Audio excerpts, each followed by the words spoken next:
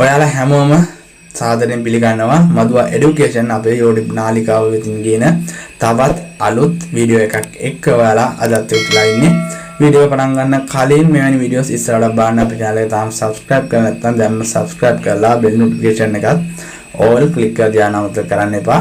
අද අපි කතා කරන්නේ අස්වැසම ඔක්තෝබර් මාසයේ මුදල් සම්බන්ධයෙන් අපි කලින් වීඩියෝ එකකදී මේ ගැනම කතා කරා.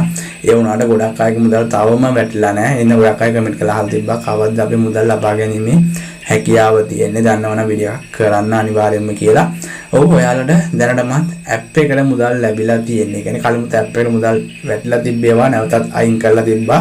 සිස්ටම් එකේ ගිය මාසෙත් පොඩි අකරතැබ්බයක් එවන දවුලක් නිසා එව නැවතත් අයින් කරලා තිබොන්න.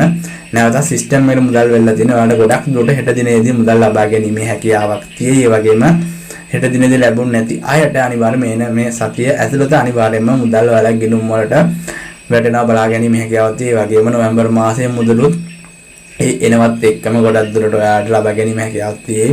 ඒ වගේම ලබා ගන්න බැරිම වුණොත් සමහර විට එකවර මුදල් ලැබීමේ සම්භාවිතාවයකුත් තියෙනවා. ඒ වුණාට අපිට දැනට ලැබිලා තියෙන විස්තරات එක්ක අනිවාර්යයෙන්ම වඩ හෙට අනිද්දා යන දිනයන්හිදී ගොඩක් දුරට ඔයාලගේ ගිණුම් වලට මුදල් ලැබීම බලාපොරොත්තු වෙන්න පුළුවන්. සමහර විට කිහිප දෙනෙක්ගේ මුදල් පසු වෙන්න පුළුවන්. ඒ කියන්නේ කල් යන්න පුළුවන්.